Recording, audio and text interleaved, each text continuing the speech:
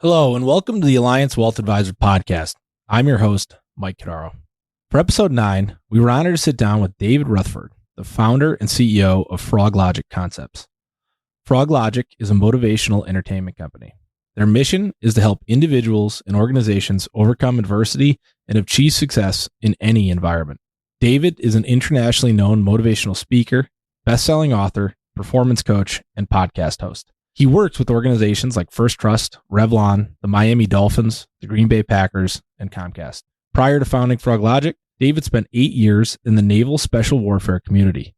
He was a SEAL operator, combat paramedic, and instructor during his time in the SEAL teams. In this conversation, David shares his own personal story and the struggles that led him to join the SEALs as a young man. These struggles also led him on a path to better understand failure, pain, and the human condition. Today, he uses all he has learned to help others perform at an elite level, regardless of their profession. He discusses his comprehensive approach, which includes elements of physical, mental, emotional, and spiritual health. The goal is to defeat what he likes to call the negative insurgency in life. Whether you are a business owner, a team member in a corporate environment, or someone focused on their own personal development, David's message will resonate. In recent years, his behavioral training and performance coaching clients have also included the 2018 Collegiate World Series champion Oregon State Beavers and the 2018 World Series champion Boston Red Sox. Our conversation was a deep and far-ranging one that covers so many important topics for anyone hoping to better handle adversity and achieve success in today's day and age. Thanks so much to David for coming on the podcast to share his story and his message, and we hope you enjoyed this episode.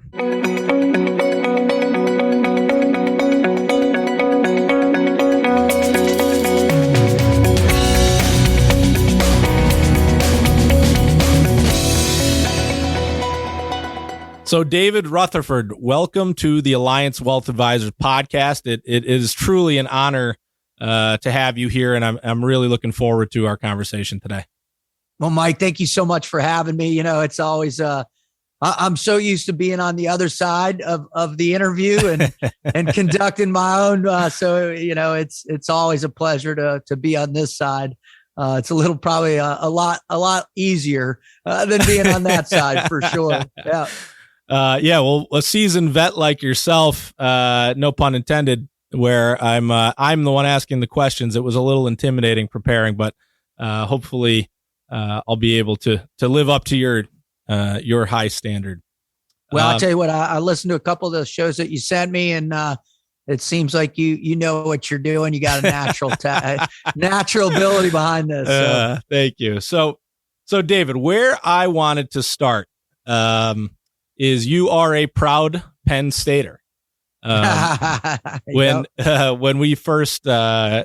first was introduced to you and was listening to you speak, I heard you describe yourself in college as a hippie art major.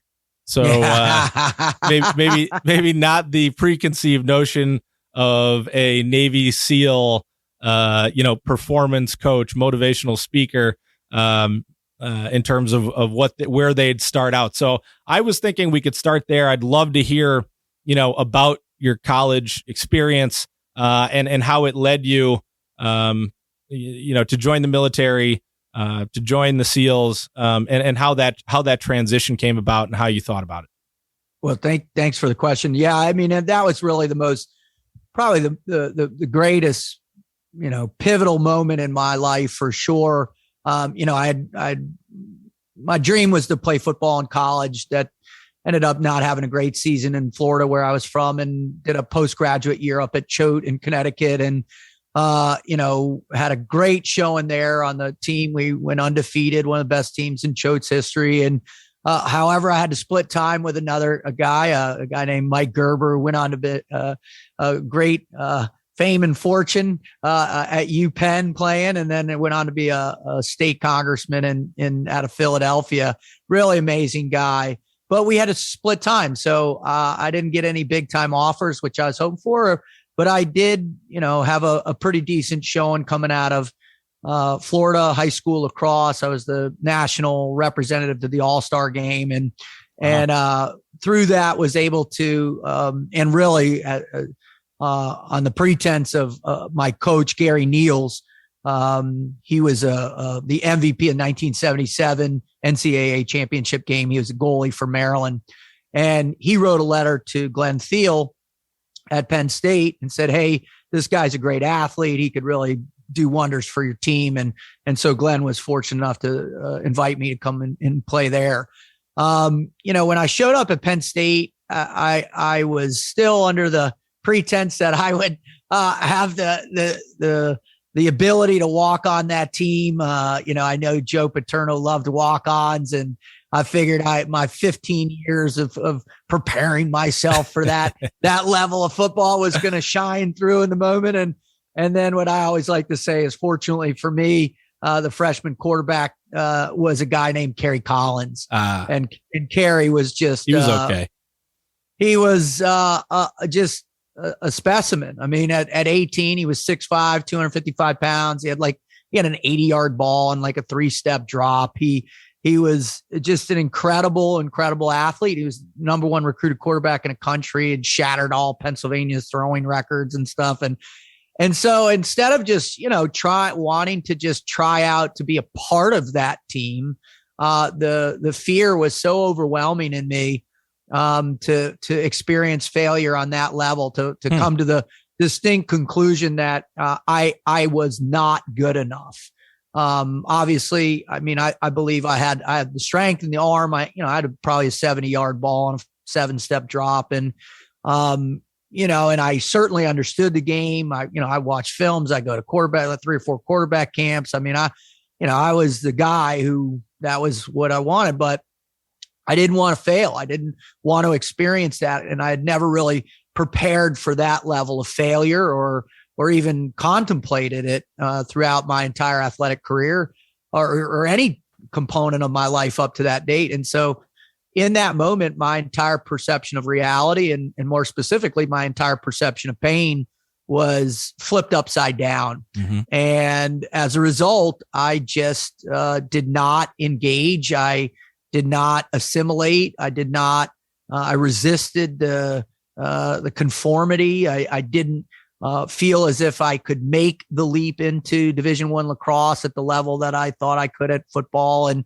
and just kind of, had really began my struggle right off my freshman year.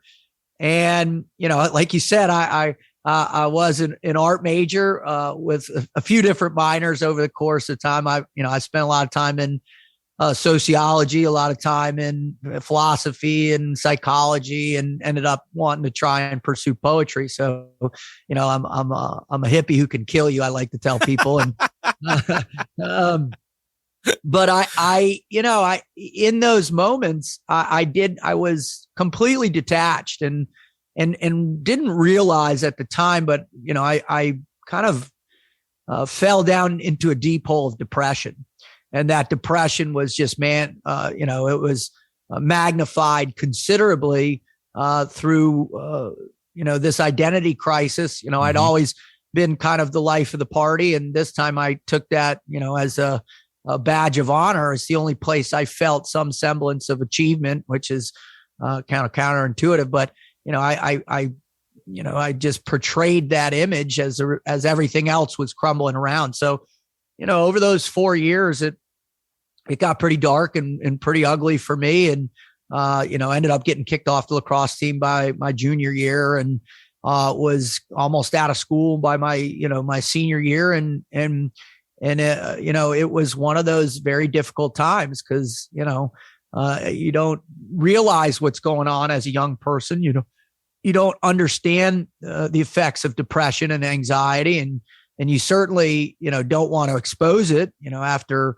coming from a place where I'd had so much success as a young man, I should say, as an adolescent, as a kid, a teenager, and just did not handle it well. And that's really kind of the negative aspect. Now, the one positive aspect of my experience was, when my dad struggled a little bit when he was in college, same kind of thing, partying, but when I think he likes to say he's the only person in the history of University of Michigan to be expelled for intellectual drifting, is what they called it. And so, when he left, they gave him this idea, like if you you leave and go to this junior college, you get straight A's, we'll let you back in. And so that's what he did. But one of the things he did is he wrote out a list of the top 100 books that he believed he should read, to advance his intellectualism. And my dad was already a smart guy, but he did that in the course while he was gone. And he came back just with a rejuvenated construct of thinking and critical thinking. And so although I wasn't gaining success on the field or in the classroom, I was immersing myself pretty deeply into these types of books that I felt I needed to read. And so as I, jumped into, whether it was philosophy or psychology or whatever it was, or just biographies or history books or, these things that would catch my interest, I began to realize, geez, there's a whole world outside of State College, Pennsylvania, outside of Boca Raton, where I grew up, that I have no idea about. I don't understand it. I don't get it.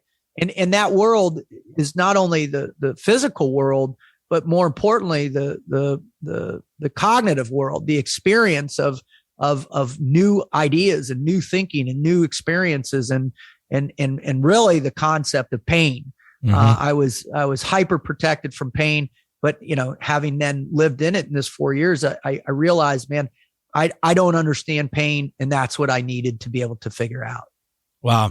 So it sounds like, and tell me if I sort of if I phrase this properly, but that first experience into fear of failure in a big and public way permeated then your whole entire life. So once that confidence falls down, the dominoes start dropping. Is that correct?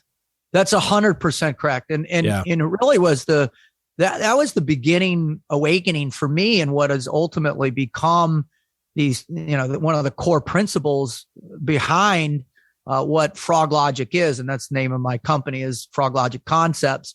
And essentially it's, helping people restructure their perception of pain. And it's rooted in kind of the operational and training doctrines from the SEAL teams and from my experience at working for the Central Intelligence Agency. And then, really 10 years of research and study and trying things out as a motivational performance coach that have cultivated these ideas. And fear is your starting point. Yeah. If you don't understand what your fears are and where they come from, how they manifest, how they affect you, how they, generate certain types of paralysis within you, then, you're at the behest of that. And I call that the negative insurgency, right? The negative insurgency is the external and internal beatdown we get from just not having the ability to embrace those fears, because there's no such thing as fearless, and to get out and seek the truth, right? To know thyself if you can. And that's why I always start with many of my private coaching clients, if you can't answer the question, why am I here, or who am I and why am I here, then you're going to be on the whim of your fears, and which then, if you have profound fear, it's impossible to generate self-confidence. Yeah. That. And that goes for really anything. If you don't have a clear goal as to who you are, where you want to go, what you're trying to do, no matter what topic you're talking about, the other stuff, the fear, and the distraction are going to find room due to your lack of clarity. Oh, 100%. That's well put too. I think, there is a certain place in our evolution as human beings, certainly, in prepubescence, young adolescence and your teen years, there's a freedom that you don't need to have that definitive understanding of where you're going and what you're going to be. And, I see all the time, I'm approached pretty regularly by parents that, have kids that are great athletes, or, have a particular desire. They want to go in the SEAL teams or whatever it might be. And they contact me and, how could I get my child prepared for this? Or whether it's a young athlete that wants to turn pro or whatever it is. And, the big thing is they're not focused. They're not willing to do the hard work.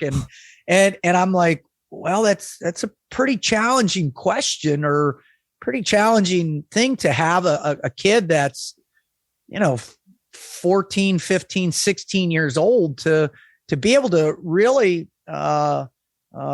understand what those requirements actually look like, and then how to articulate within their own mind that resistance against the negative speak that seems to overwhelm all of us when that discomfort becomes overwhelming. Well, and I think one thing as a society we should probably do more of is let the kids just play, because that's where they're going to figure this stuff out, and let them fail earlier and let them experiment, versus, no, you're just going to be a baseball player. You're just going to be a golfer. And we're going to decide that when you're 10, and that's the way it's going to be. That doesn't really seem like the way we're designed to find what we want to do. No, it's comical, actually. I watch these kids who are, in travel baseball or travel soccer, and they're 10, 11, 12 years old, and,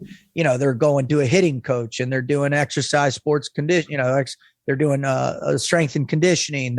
They have physical therapy stuff. They do go to these recovery joints, and and then their whole lives are at this point, and you can just see, they hit that 14, 15, 16 mark where that self consciousness is really beginning to expand in a more adult capacity, and they lose that.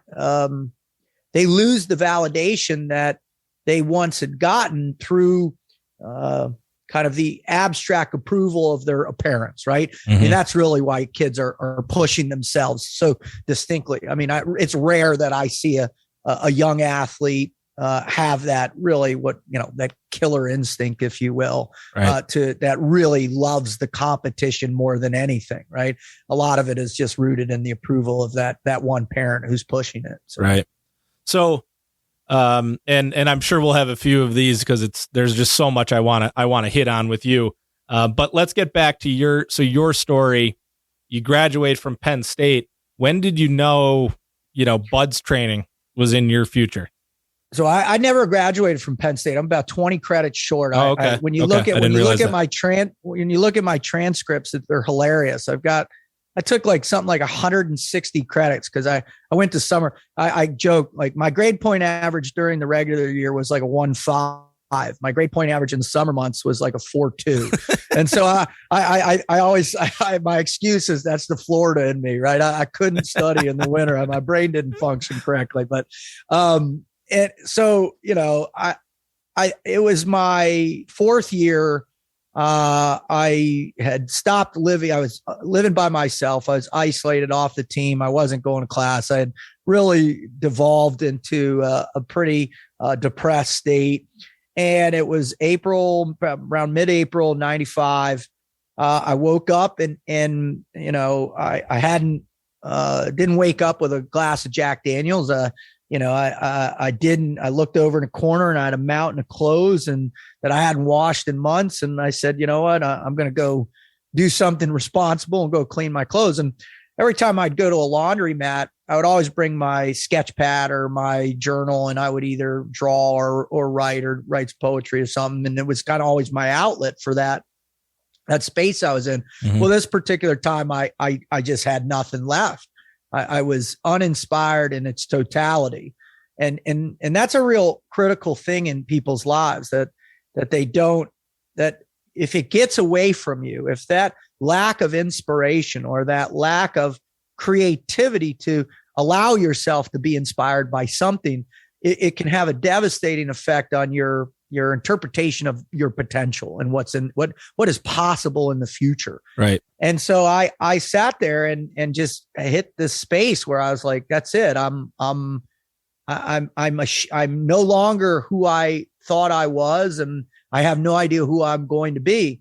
Now, thankfully, as I took a step back and being a good lawyer's kid, right, I said, all right, what are my options? What could I do to change my life? Because I knew I needed to change then and there. And so luckily, my next door neighbor, and I shared this at the speech I gave you guys the other day, you know, my next door neighbor, my freshman year, this wonderful guy named Tony Gronsky. I'll never forget Tony, you know, who was in the Army Reserves. He gave me a book about SEALs in Vietnam, and I read that thing cover to cover. Now, fast forward my fourth year, I'm sitting there, and as I'm writing out what I could or couldn't do, the only thing that ultimately made sense to me in order to be able to regain my grander sense of fear or understanding of my fear, which then would, you know, reintroduce a higher degree of self-confidence, and then ultimately give me purpose, was to go be a part of a team. Because every time in the narrative of my life, every time when I was a part of a strong team, I succeeded. That was the essence of my success, was to be a part of a team. It didn't matter if it was a winning team or losing team. It was just to be a part of a team. That's the way I function, right? Mm-hmm. I'm an extrovert. I'm a social creature. I need that interaction towards common objectives, to common goals. Okay. And so I figured that the best thing for me, and based on this book and what I'd read and a couple other things I knew, the only place that I could kind of encapsulate that amorphous experience would be, you know, dropping out, joining the Navy, and trying to go to SEAL training, to BUD/S. And I figured that would give me, you know, this awakening that I needed. Now, there's another component of that I don't often talk a lot about, but, you know, I had this profound fear of death too. And I don't know where it came from. I like to say, you know, my parents let me watch this made for TV movie back in the 80s called The Day After, which was about the nuclear holocaust. And so I've watched that and had, you know, massive nightmares for years after that. But you know, that could have been, you know, subconsciously a component, but I just was afraid of death. And it was, now as I look back retrospectively, it was because I didn't have a lot of exposure to it. Right. Mm-hmm. I lived in this bubble. The only death I experienced really was, you know, my grandparents, and then, you know, 2 kids in my school had passed in an untimely manner. But it wasn't in my face. It wasn't a relative component of how I was raised or how I lived my life or what I was exposed to. So, you know, this fear manifested. So on top of all those other things, you know, I wanted to be able to confront that fear in a way that was had structure to it, and obviously being a highly trained special operations member, you know, has got some pretty substantial structure towards faith.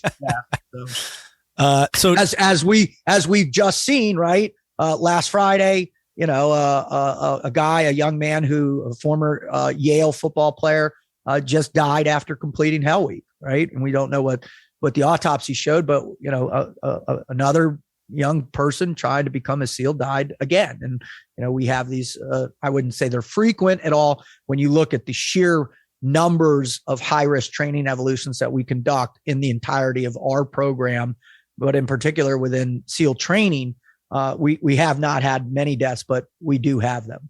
Can you separate some fact from fiction when it comes to BUD/S training and Hell Week?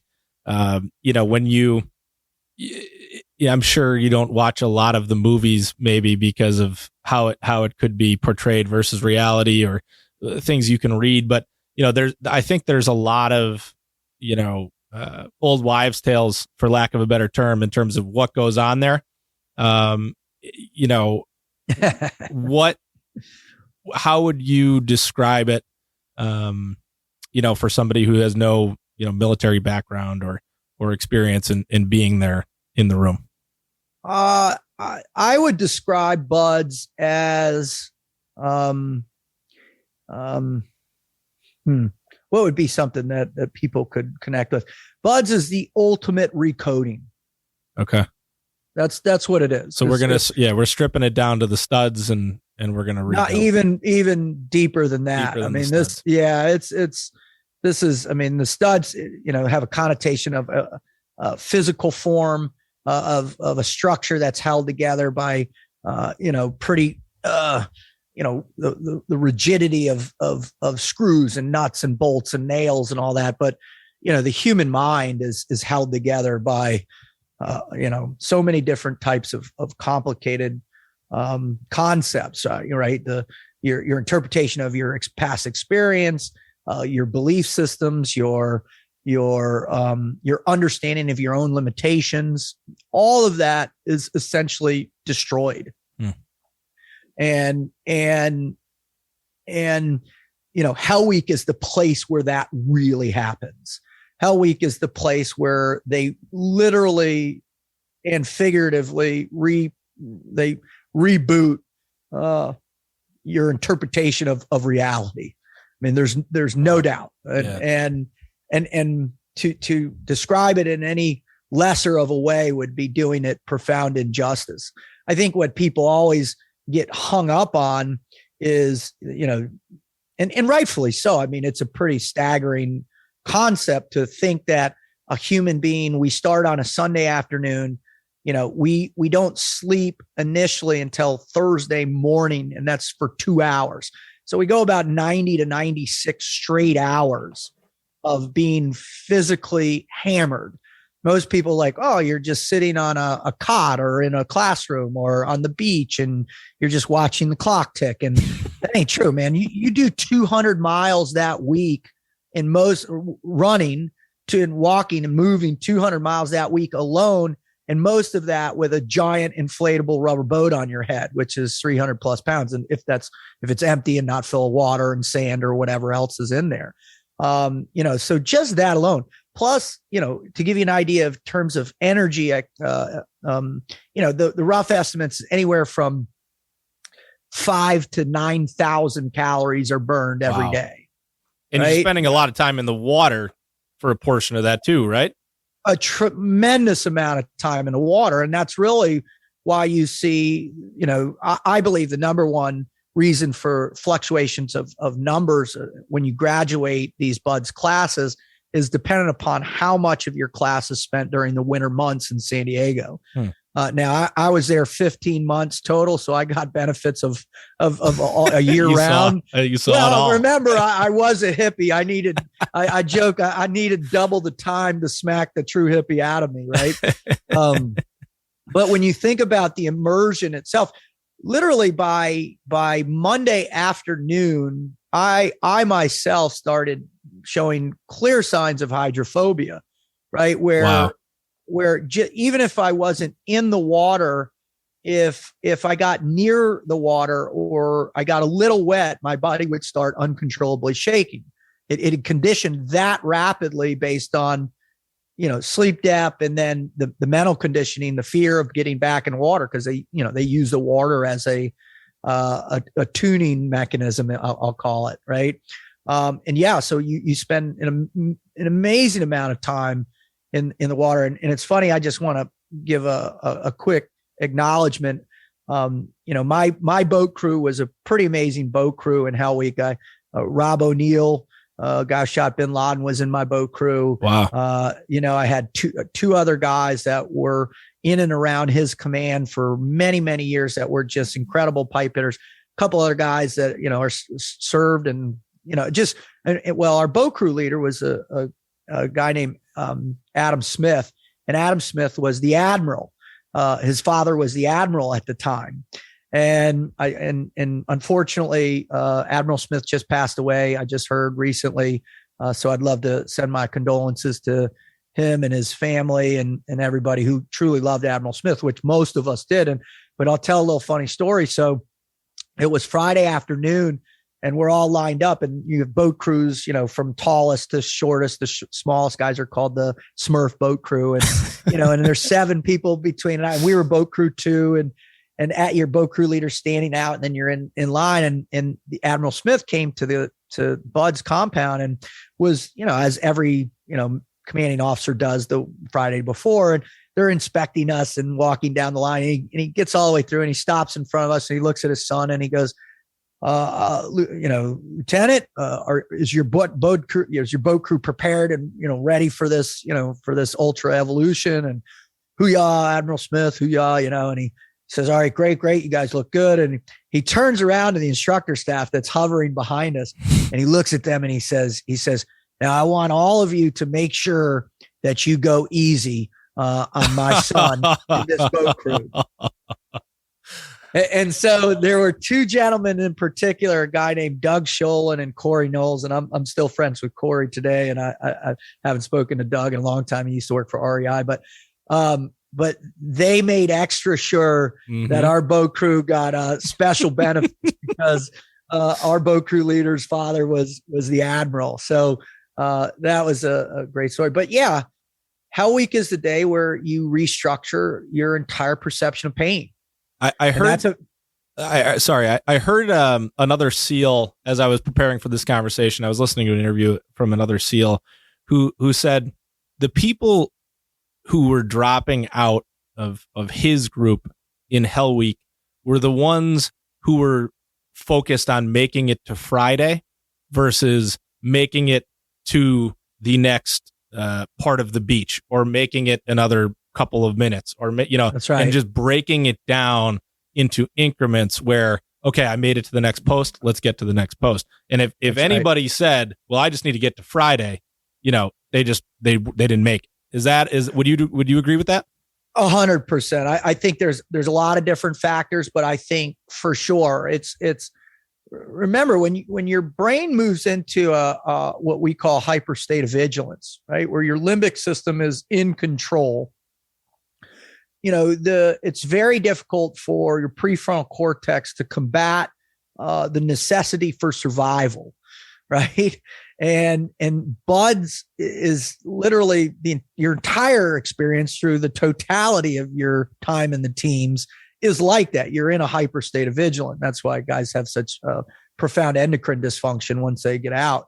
But it's particular in Hell Week. I mean, your fears of Hell Week start the Wednesday before. Your sleeping goes bad. I mean, Saturday night, I barely slept, going into Sunday, and then you're up for 96 straight hours, 2 hours sleep, 24 hours, 2 hours sleep, 12 hours.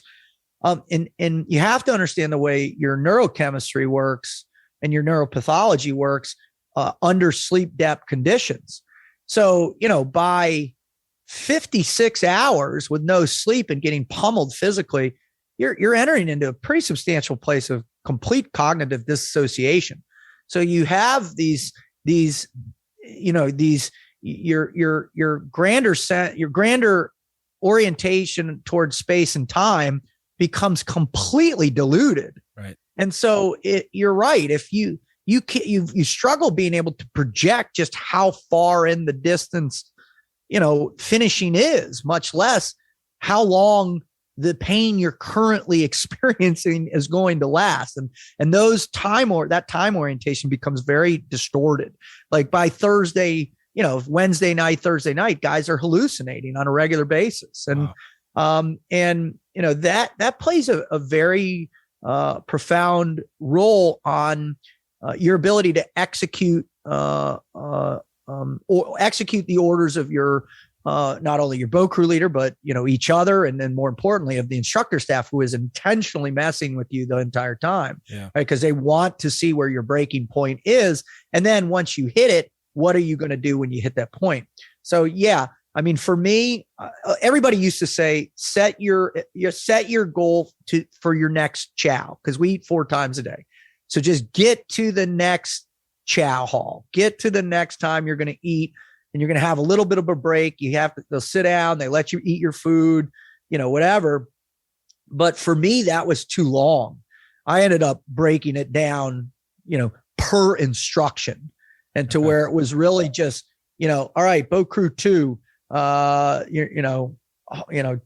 down, you're doing, 4 sets or whatever on the boat, then stand back up. And I would just think about that alone. And even with that focus, I was still pretty encumbered by the sensation of wanting to quit, because the pain is just so intense. Yeah.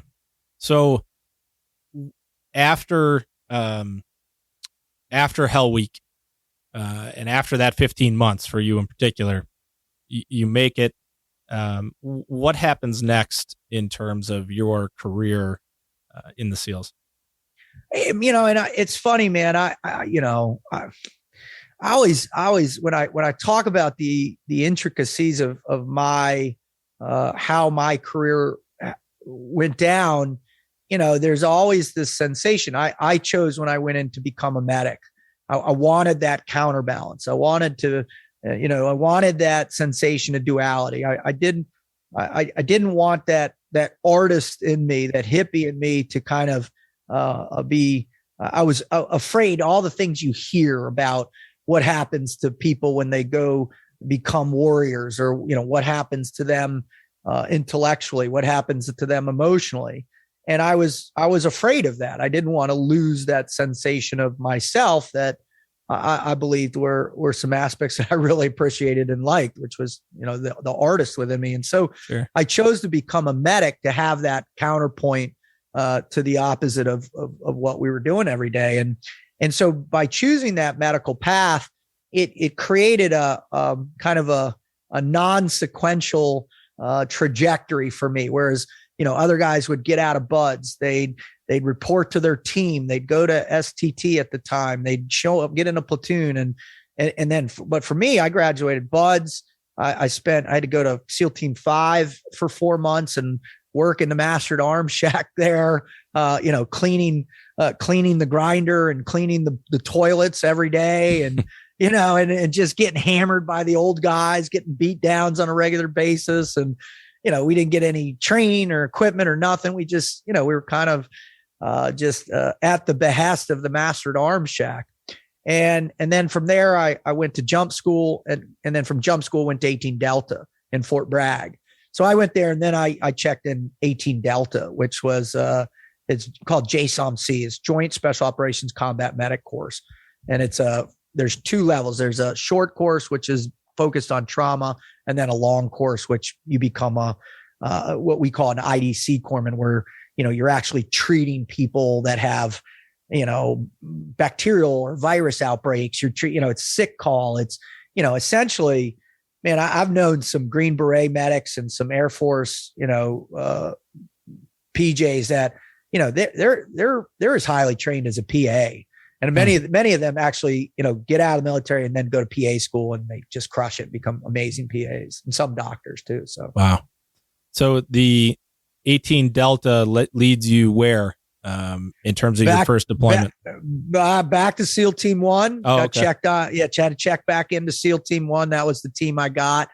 They called it No Fun 1 because of the regimented nature of how they conducted or ran the command. And so I showed up there and, had to wait. And then I went to STT, which was back then I think it was 4 months. So all from May all the way through to August or September, you go to STT, now SQT. And then what that does is it takes because BUDS is just a basic introductory level thing, right? You're learning basic stuff. Well, SQT, STT, that gets you more prepared to join a platoon, which is the next level up. So we went through STT, passed that, went back to my team, back then you used to have to go through these proficiency evaluations. And that would mean like I'd go into the armory and they'd have a blanket with, gun parts underneath. They'd flip the bank over and there'd be 6 different guns completely disassembled all over the place. And you have like 10 minutes or less to assemble everything on the table and do a functions check, right? Then you go to the dive locker, you go to the jump airloft, and you have to be proficient in each one of these, take tests.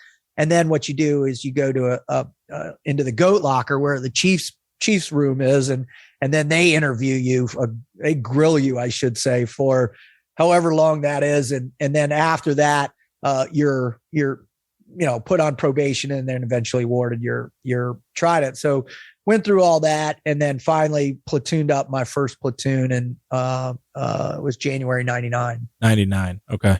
Yeah. And so how long were you active duty? From June of 95 to June of 03, 8 years. Okay. So did you served in Afghanistan first as well as Iraq? No, I never went to Iraq. My first deployment in the teams was non-wartime deployment. We went out to Guam, worked in Guam, and we were really focused on what's called FID mission, which is foreign internal defense. And we would go to Thailand and train the Thai SEALs, went to Philippines, trained the Filipino SEALs. We trained the Korean SEALs in Guam, and then did a little deployment to Australia at that time. But that was all pre-war. And then after that is when I got pulled and sent over to become an SQT instructor. And while I was there, the war started, Afghanistan 9/11 happened. And then I had the opportunity to apply to join a platoon back at SEAL Team 1 to be temporary duty there as a medic. And they were getting ready to deploy to Afghanistan. So I ended up getting picked up for that platoon based on the help of my bosses, two amazing guys that really changed the trajectory of my life with their support, as Mike Liu and a guy named Bruce Cunningham. And so I deployed with SEAL Team 1 to Afghanistan. I was there end of May through September 10th of 2002. So wow. Not even a year after. Yeah, that was the only combat deployment I did in the SEAL teams. You told a story at dinner about how you were on a mission and you saw these children in Afghanistan who were smiling, and how you saw they had nothing, in the middle of a war they probably didn't understand, and yet they were still smiling, and how that impacted you not only in the moment but really in what you wanted to do with your life. Could you talk about that for listeners? Absolutely. I appreciate you bringing that up too. That was during, when I got out of the teams in 2003, tried a bunch of stuff, didn't work, ended up going to work for Blackwater in 2004, worked on a project in Azerbaijan for 2004 into 2005. And then that ended. And then in the fall of 2005, I went back to Afghanistan working for Blackwater. And this time my job was to train the counter drug commandos and then to mentor them on missions, as well as I was running a building project, developing the Afghan border police training facilities in 2 areas in the country.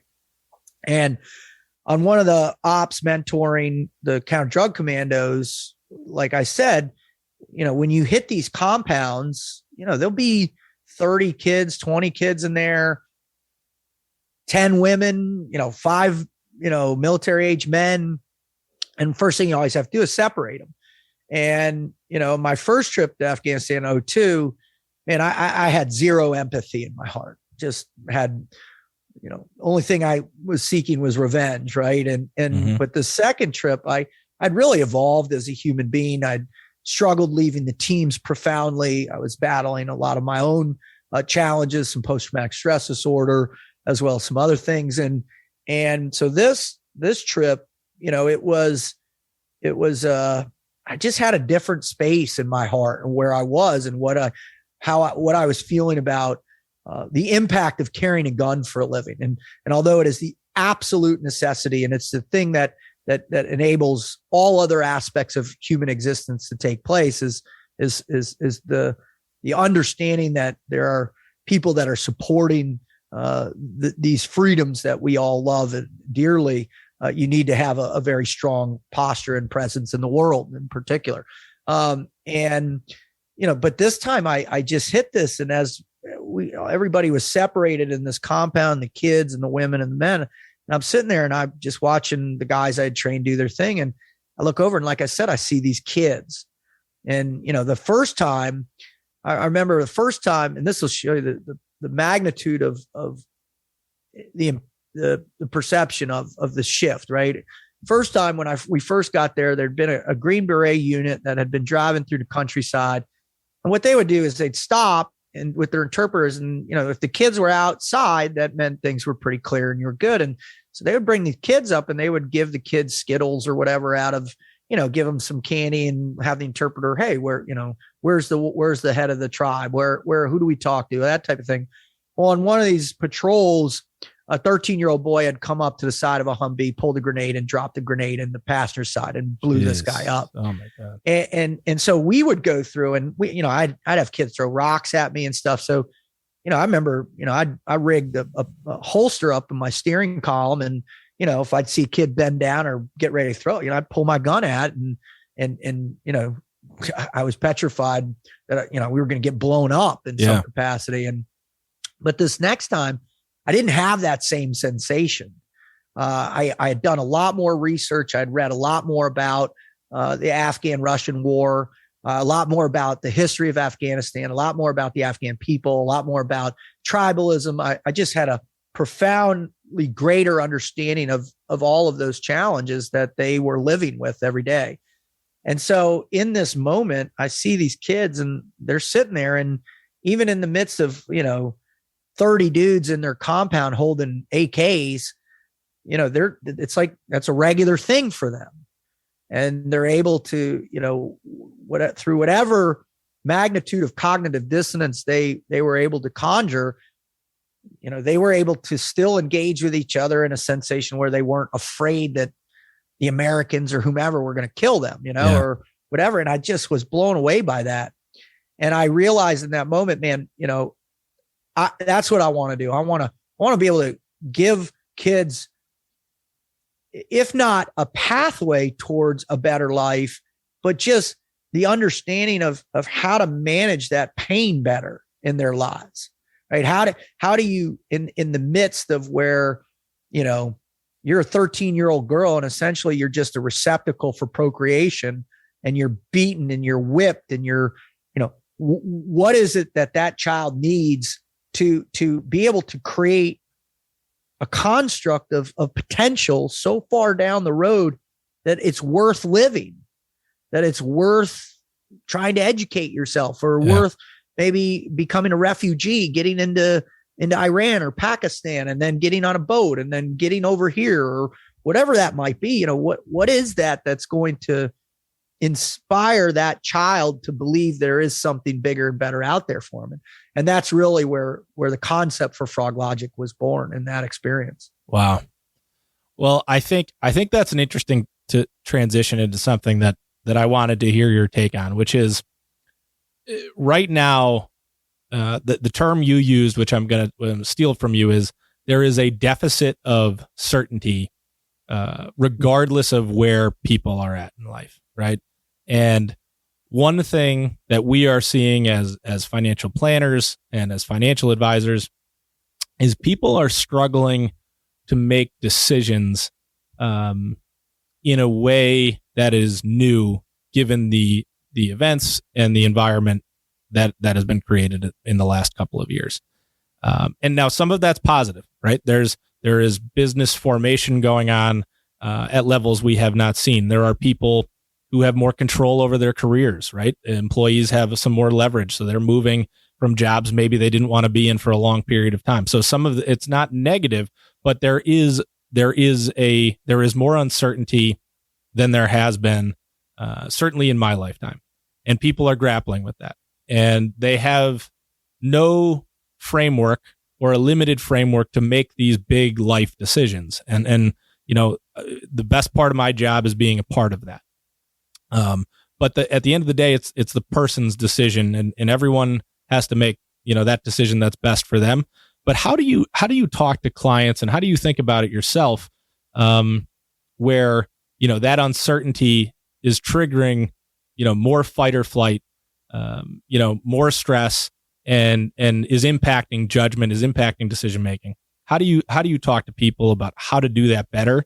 And what are tools that people can use as they make these decisions that, it's not just about money, it's about their life and the direction of their life? That's a heavy question right there, boy. Let me kind of chop it out a little bit.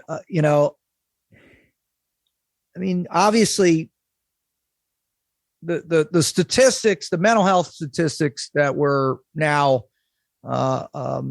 aware of after the last 2 years, essentially 19 months, a little bit over that now, but 2 years, March, people don't, like I said, most of us, when we do experience some type of fight or flight, it's it's brief, it's momentary. We become aroused. We trigger that limbic response. We react based on whatever our last experience or our last level of training was. And then it ends and it goes down and we go back. Right. And that's kind of the nature of that was designed for, for our ancestors. The saber-toothed tiger is there. It triggers. Now I know I need to react in whatever way is the most appropriate so I can survive. And then that feeling goes away.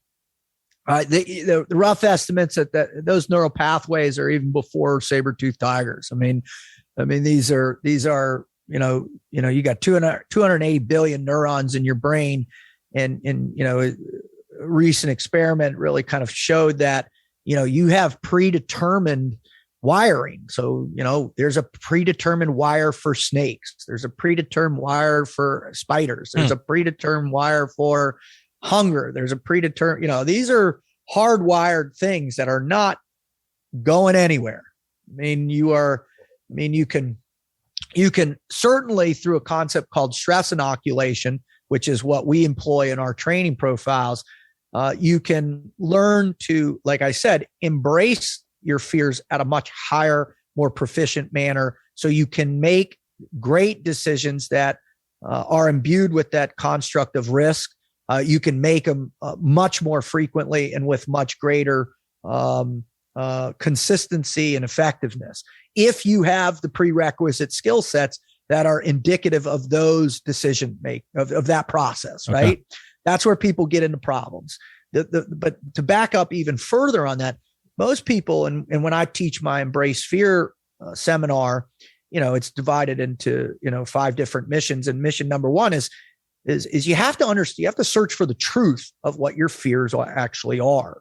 And so, like, step 1 in search for the truth is write down all of your fears, past, present, and future. Every single fear from when you were a kid, right? I was afraid of the dark. I was afraid to be left alone. I was afraid of this, right? And then, I try and say, focus on those major structural changes in identity, right? And really your, as your cognition evolves, hitting those, you're first, I was afraid to ask girls out. I was afraid of this. I was afraid to fail. I was, well, and when it comes back to money too, that's where all those patterns are formed too. 100%. Right. There are very distinct, cultural constructs of fear that we've been taught our whole lives as well too. Now, and that's the big key, right? And those are the ones that you can essentially, through stress inoculation, really get a better grasp of, right? Now, you think about it, how much fear are you taught from day one? And I've got, 4 daughters, and every time I drop them off at school or something, I have them regurgitate these 22 rules that we've conjured up over the last few years. Rule number 1, safety first, fear, right? Rule number 3, don't go near strangers, fear. Rule 13 is embrace your fears. So, and they're all rooted in that. And why? Why do we learn fear, right? For that protection, to prepare us for when the moment comes when we are faced with a genuine decision that is imbued with risk.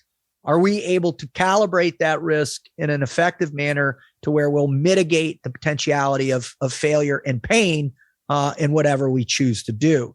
And so we're taught fear our whole lives. So as you begin to write out those things, you'll see a pattern of fear that is really consistent over the trajectory of your entire life. And that's why, psychoanalysis from Carl Jung and dream analysis from Freud were really kind of these pioneers of this type of analysis. They always say everything stems from your childhood, right? Yep. And to a certain degree, that's true. That's where your brain is shaping, and you have those neural pathways burned in. But certainly any traumatic events that you might experience over the course of your life, whether you grew up in a troubled home, your parents were abusive, your siblings were abusive, you experienced external abuse and the that type of thing. It's critical to really understand the magnitude of those specific fears. And then once you've written them down, then, to jump into the details of those things, to really understand, when they come about, what is the context of how they come about? How does it present itself physiologically? How does it present itself cognitively? How does it present itself emotionally? How can you temper or manage or shrink those concepts, and to where you then can recognize that, hey, I'm a Navy SEAL. I got to go into harm's way. I've got to go into this building. There might be terrorists, and they're probably going to want to shoot at me and going to want to kill me.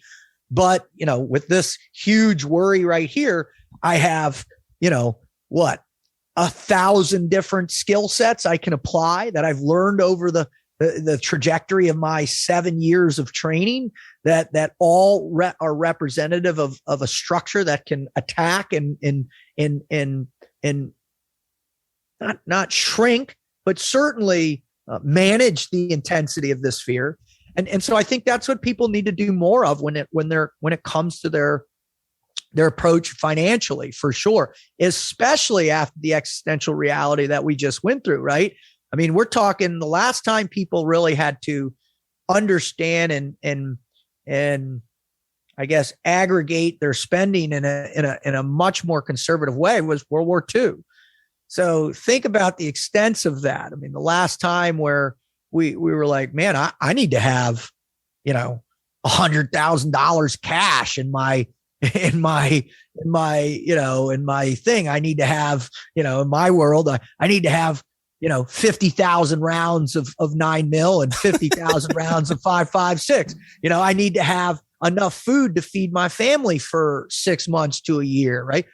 When's the last time we ever thought about that stuff? We haven't. And for many people, this existential reality, which we essentially call deployments,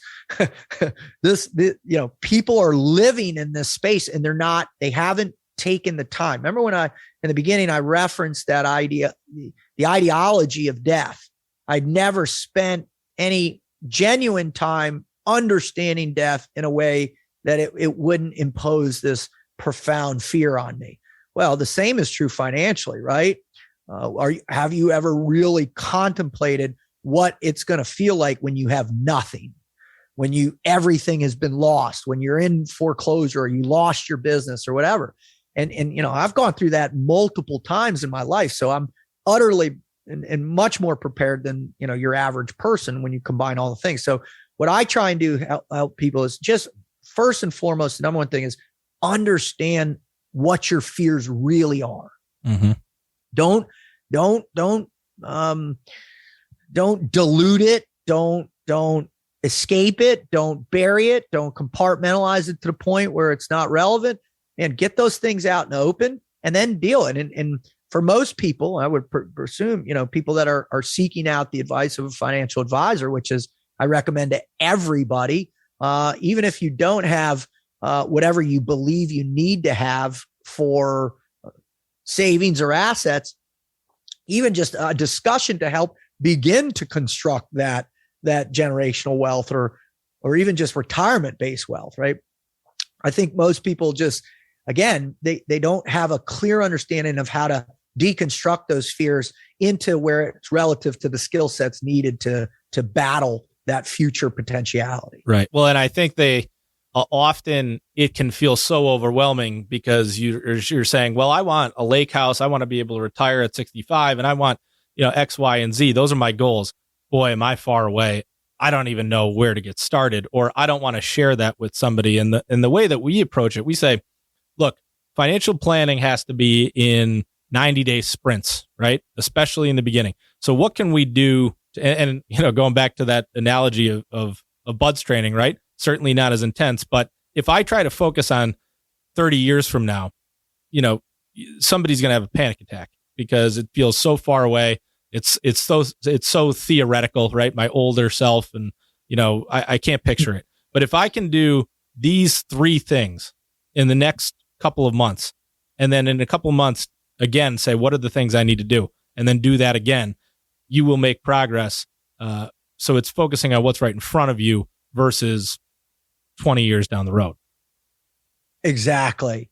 Remember, and I'm reading this really awesome book called Felt Time, and it's by this really brilliant psychologist, and it's how human beings feel time.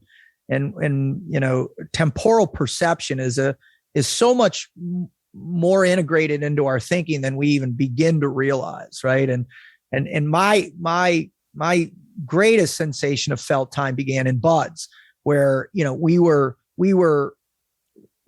evaluated by the second, right? It wasn't these momentary places of evaluation. We were every second of our own minds were evaluating ourselves as it relates to the finishing a particular requirement for wild advancement, and it's an overwhelming thing. So I always joke I became a slave to time, greater than anyone else. Well, the challenge is through the concept of sacrifice is the greater abstract concept. What are we willing to give up today to receive something in the future? We always harp on that with our children in the concept of delayed gratification, but the same is true, even more so and more difficult for adults that are not thinking about that future because they want to live in the now. And one of the things that they come out with, like this great experiment saying, hey, I'll give you $20 tomorrow, or I'll give you $50 in 2 weeks. What are people going to take? And so the idea is they want the $20 tomorrow so they can use it because they're not sure if they're going to be dead in 2 days from, a car crash or whatever could befall upon them. And so people have a greater intensity. Now what happens if I up the number? If I say I'll give you $20 tomorrow or $1,000 in 2 weeks, then people can rationalize the delayed gratification to achieve the greater reward. And again, that's all correlative to our interpretation of that space-time continuum. Time. Yeah. That's right. That's right. And so I think, one of the great things people, they deny themselves is really how little time you actually have on this rotating hunk of rock that we're living on. Right.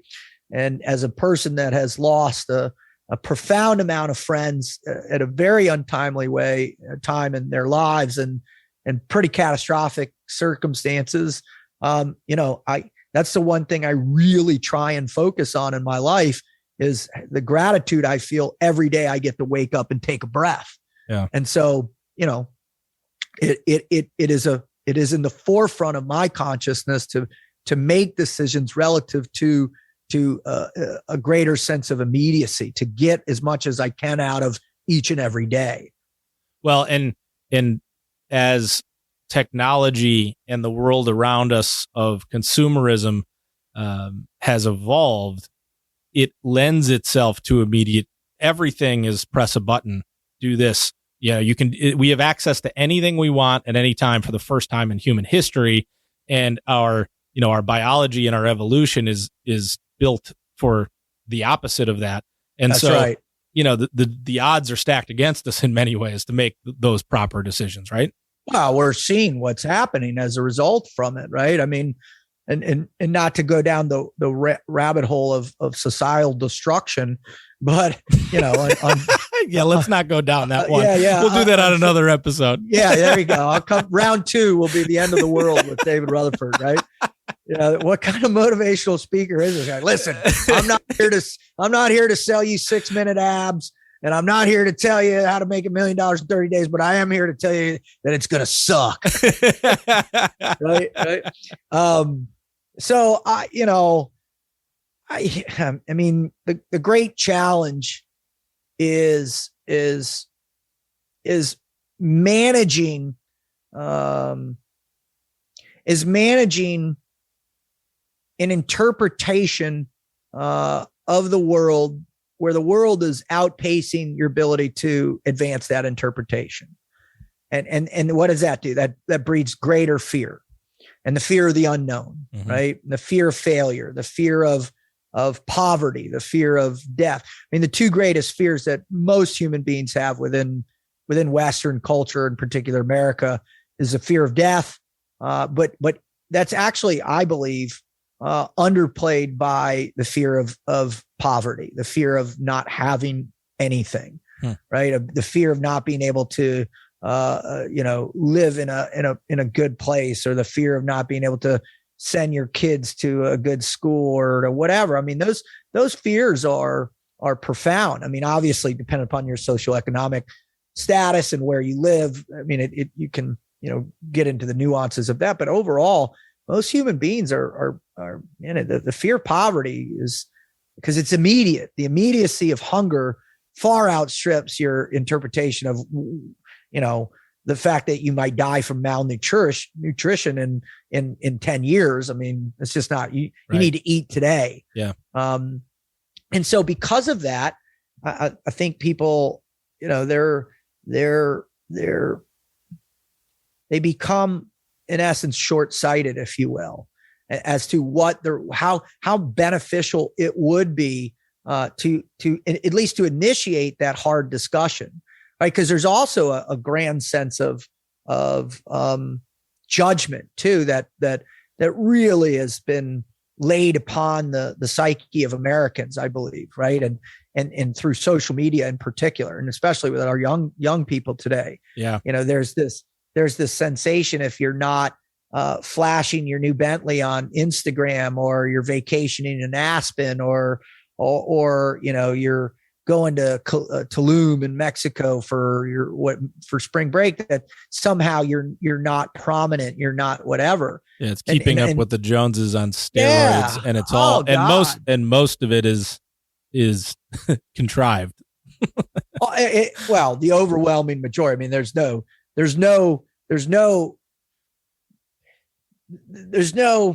person of any integrity that would debate that anymore. Yeah, we're very good curators of the reality we're portraying versus the one that we're living day to day. That's right. And as a person that was deeply integrated into the social media realities, for many years of my life. I mean, I amassed a large social media following, but I spent 3 hours a day trying to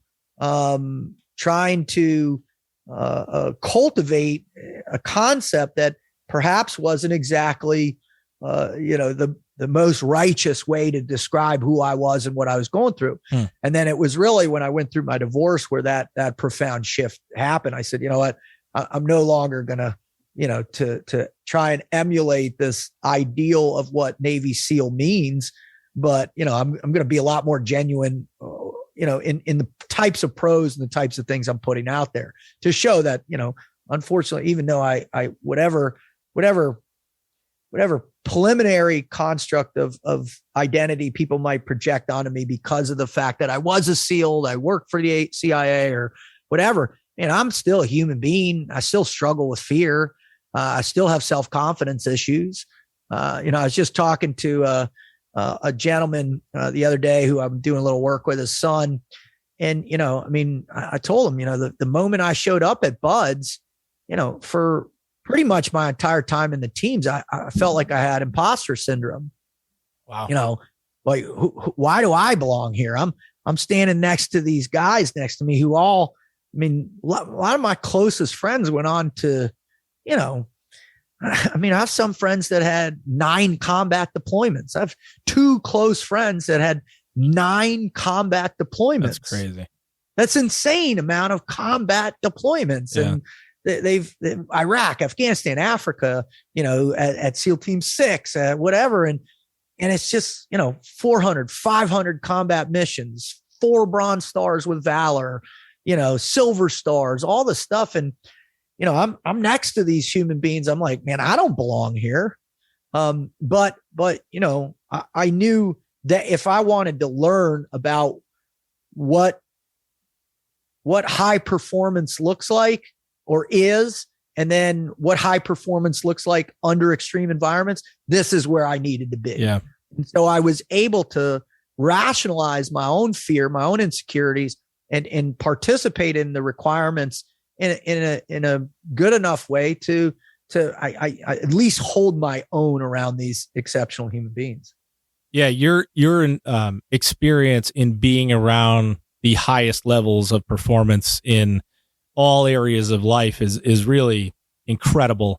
And so, I think one question I had, and this is for myself selfishly as much as it is for listeners of this interview, is just because it's an easy number, what are 3 things somebody can do every day in terms of behaviors or habit formations, whether they're the shortstop for the Boston Red Sox, they play for the Oregon Beavers in the College World Series, or they're a CEO of a major company, or it's somebody who's thinking about starting a business, somebody who's thinking about making a job change, or just wants to be better on the path they're already on.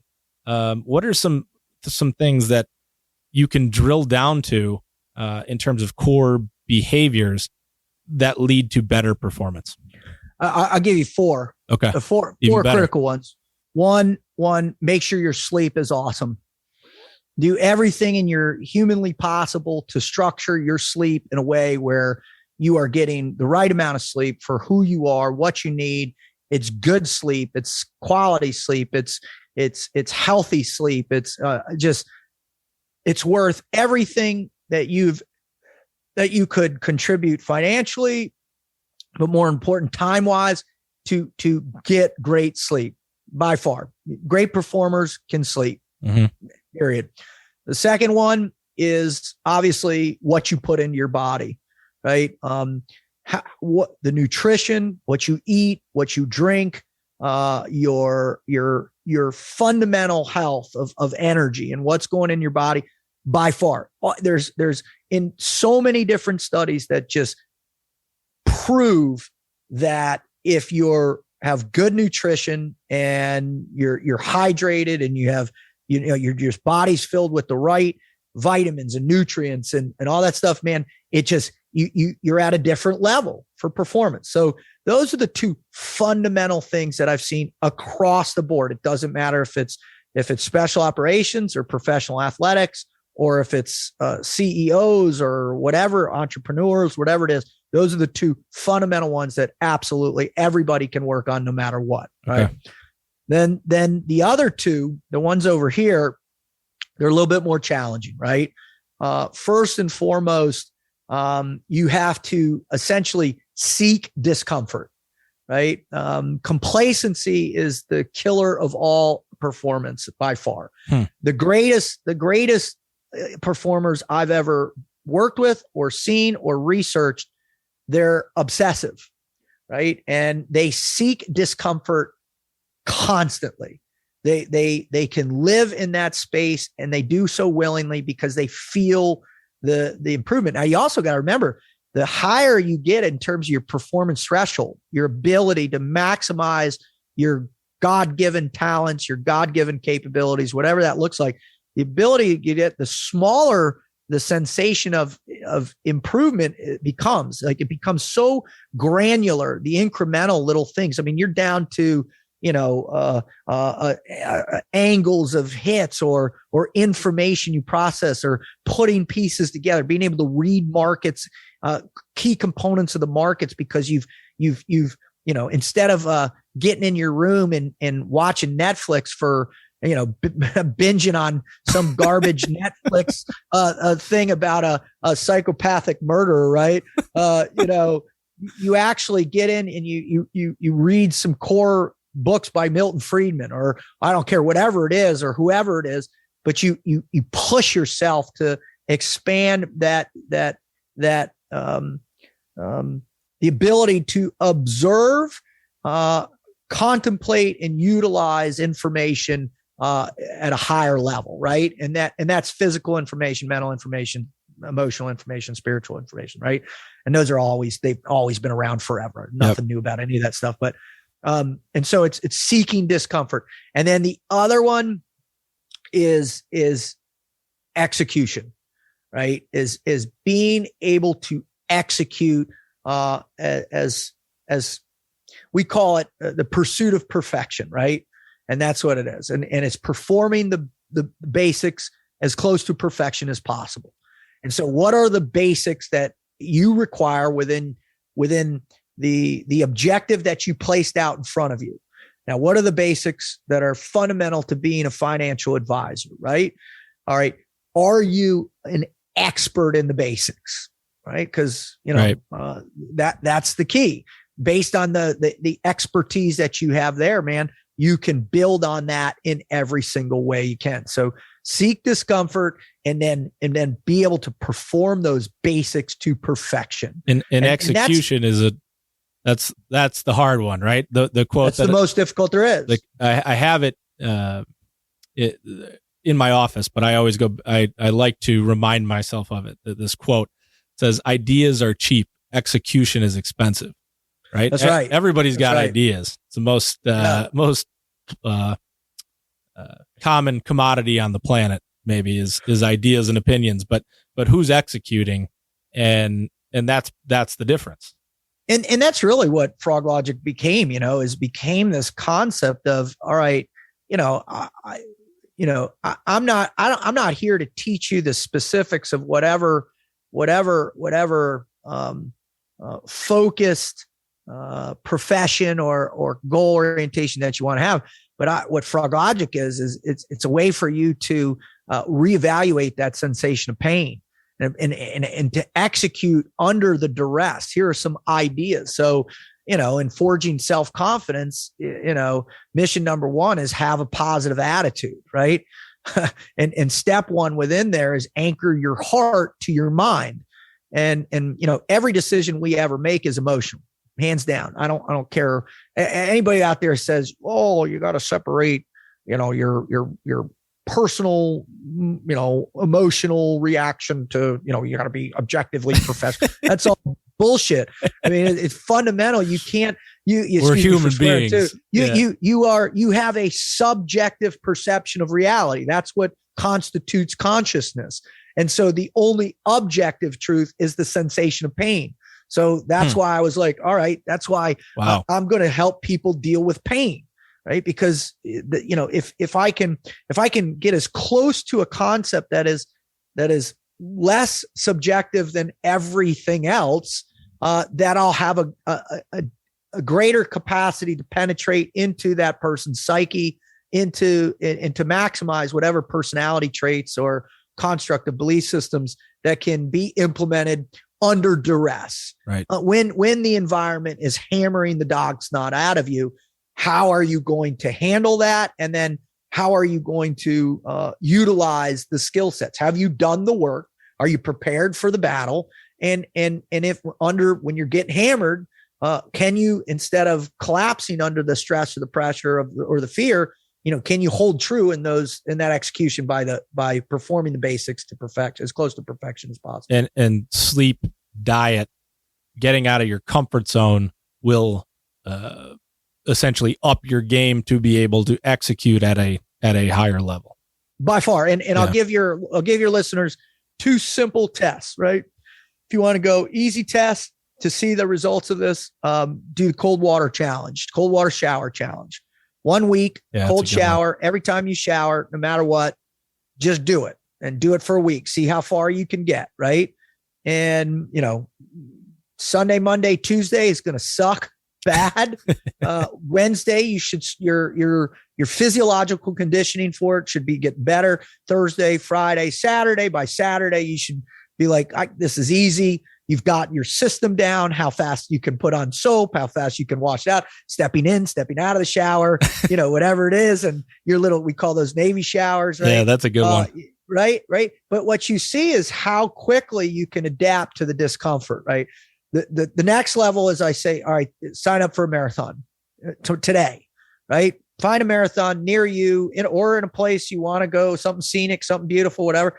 Sign up for a marathon and just hold yourself accountable to it. And then what you have is you're stretching out that space-time continuum. So the arc of pain is elongated, which is more assimilated to how we visualize and experience pain in and of itself, is on a greater arc or trajectory of our experience. Other than when it's heavy trauma, then it's like you're in it and you can't escape it in the moment, right? Right. But those two basic things will teach you how you react to discomfort, how you process it. And everybody's like, well, that's just physical, man. It's easy to do. Well, we're physical creatures. We're rooted in our physicality, right? The reason why our nervous system is so profoundly integrated to our skin, our joints, our muscles, and how we feel the world is because that's what was the essence of our survival.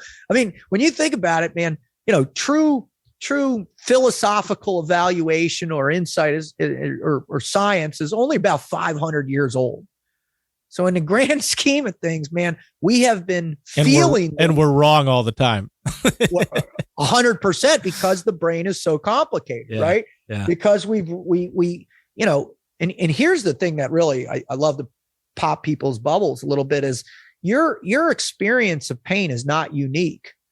It's unique in the sequence with which you experience, but everybody out there has been afraid that they're not going to have enough to retire on. Everybody out there I shouldn't say everybody, a certain large number, whatever, is afraid they're not going to be able to provide for their family, is afraid they're not going to be able to establish themselves within their peer group. These are common fears that, and it's not just Western culture or Judeo-Christian culture. This is worldwide. The feeling is universal. They're all there, right? Yeah. These pain points are all there. And so, my interpretation of that is pain is inescapable. Suffering and pain are inescapable, period. It's just imbued in life. It is what it is. Whether through it's the natural order of things and how difficult hurricanes can be or what on that level, or, climate change or whatever you want to get into. Then there's the cultural pain that exists, right?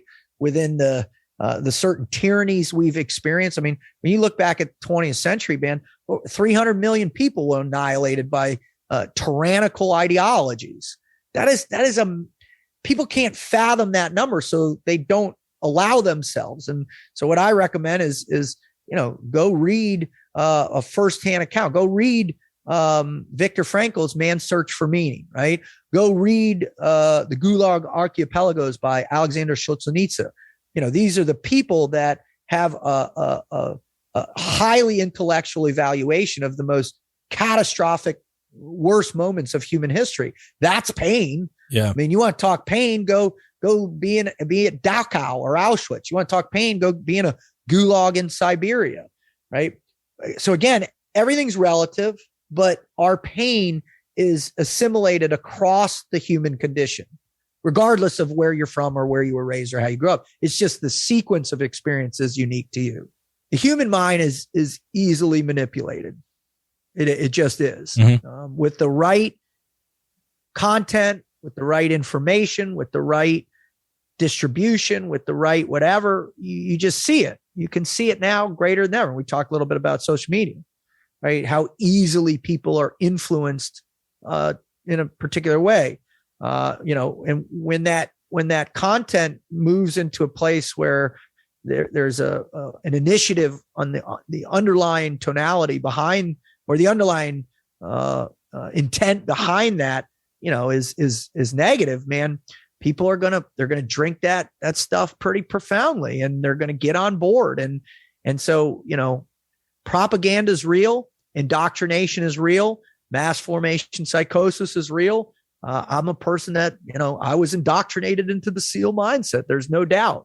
Immersion training like Buds for 15 months restructured my perception of not only pain, but my perception of life itself.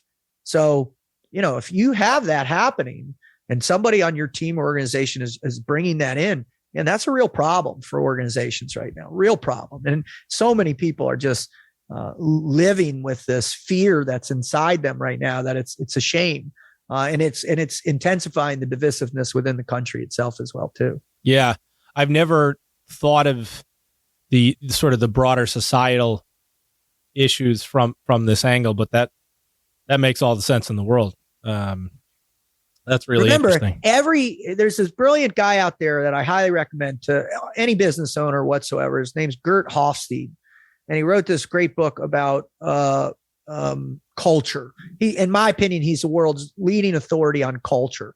He's a social scientist out of Holland, and this guy, he worked for IBM, hired him back in the late 70s because as they were exploding around the world with their operating systems and computers, what they couldn't figure out is how they'd implement some type of initiative, and then it'd be disseminated over in Eastern Europe or South America or whatever. And it was completely falling on its face, these objectives. So they hired this guy. He went out and he started to really say, well, organizational culture is much different than the national culture. And then within those national cultures, you have regional cultures, subcultures within your towns and all that, and in your backgrounds and, however, nuance you want to get. But what it came out at over the last 40 plus years, guys interviewed something like 10,000 organizations. He has the greatest database in the world for culture, how it's broken down. And it's pretty definitive that if your culture, and culture takes time, right? As you and your partners understand, the development of culture takes time, right? And people always want to, why is the SEAL culture so amazing? And my answer is pretty simple. Well, in D-Day invasion, the Naval Combat Demolition Units, we took 50% casualties. Our job was to clear the lanes for those assaults, 50 meter wide, 200 meters wide, both beaches. We lost 34 men in that. We were, and when Draper Kaufman, the senior grandfather of our community, who was in charge of the NCDUs, when he had his first meeting, he essentially told everybody that showed up for this meeting, hey, you're joining this unit. It's for a covert mission. I can't tell you, but I am going to tell you this. There's a 100% that all of you are going to die. Who wants to stay? And everybody stayed, right? Because they understood the importance of this, and we took 50% casualty. So that was the beginning moment of our culture. So from that, we built everything crazy on that. And then you look at the Pacific Island invasions. We were a part of every major invasion after Tarawa because of the catastrophic event that happened in the Marine Corps and that and then you look at Vietnam. And you look at the last 20 years of sustained combat, right? You look at the stories of my friends and my teammates. Man, it's unfathomable the level of sacrifice that has generated our culture, right? Now that culture is awesome for killing bad guys, but it sucks for civilian life, right? Mm-hmm. So you always got to be careful what culture you want to breed. So, or develop and it takes time. So again, if you have a negative culture, it's going to take time to shift that as well too. So, but check out Gerf Hofstede's book. It's really, really amazing. I will, for sure. So, the last question I have for you, is one I've asked each guest so far. And gotten some really good answers, and really interesting answers. But I think, I'm sure you're going to have a good one, which is, what advice would you give your 22-year-old self as you sit here today? You were able to have a conversation with him. 22-year-old self pre-buds or 22-year-old self in buds? Oh God.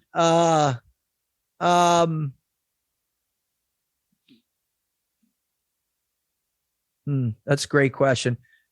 I think it'd be something like this. It would be, pay close attention to what you're learning in this experience that you're embarking on. Yeah. Pay closer attention. Don't take for granted the experiences you're going through. Okay. And I think to be more attuned to what you're learning in the moment. And then also, hang on. Well, and I'm going to add one, just one additional piece to it. Cause I think, when we talked about your life, that was certainly the big turning point. And I think it's an important question for all of us to ask. But then when you left the SEALs and you leave the military, that's as profound and maybe more profound in some ways, because of everything sort of that you had been, the operating system in which you are living your life has now been stripped from you.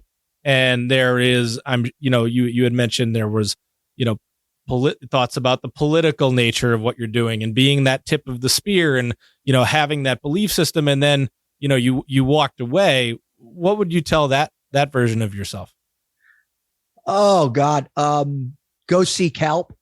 Go talk to somebody. And don't be afraid. Don't be afraid. Don't be afraid. Yeah. You don't be afraid. You're not, when I got out, man, there was zilch out there. I punched out pretty early, and then had this profound sensation that I had left all my teammates hanging. And I think that's what really drove me back into Blackwater. But, that 3 years, 03 to 06 were just dark, dark, dark times for me. Wow. And then, that moment in Afghanistan, 05, to change my life, start working with kids, that was another big shift. And then, for me, it really was, I needed a new framework to build around. I needed a new construct of identity. What was I going to root my belief systems in? And so for me in 06, I had some friends of mine ask me to marry them. It was the first wedding I've done. I've done 14 of them now. And so in the lead up to that, they asked me in a bar, I was saying, like, yeah, I loved it, absolutely be awesome. And, and that was my life, because I was, trying to anesthetize myself as to the fear I had again about who I was and where I was going, much like I had leaving football, now leaving the teams. And so that was really where I'll never forget. I decided, I was going to go ask one of my mentors growing up, this guy named Reverend George Andrews, who was the headmaster at the school I went to, but he was Reverend. And I went to church on my own accord for the first time in my life, some small little chapel at the school I went to. And I remember showing up, and there was 3 people in the pew next to me, and I'm the only one. So 4 of us, and, Reverend Andrews comes out, and, he's got his spectacles down, and he opens Bible, and he looks up, and there I am, and he just smiles. And I remember after that, I went up to him and we chatted, and I was like, Reverend Andrews, I've been asked, and he knew the people who'd asked me, they had gone to St. Andrews as well. He goes, how am I and everything I've done in my life and where I've been and what I am and what I thought I am, and how am I supposed to, under the eyes of God, bring these people together in a union, right? And something and make it count. And he's the one who started me down that pathway to really explore my spiritual side. And I'd never had that. And I had a pretty significant God moment when I was in Afghanistan the first time, but I was too afraid to pursue it. I didn't believe I was worthy of God's love and Christ's love. So I started down that path. And so from 06, essentially to,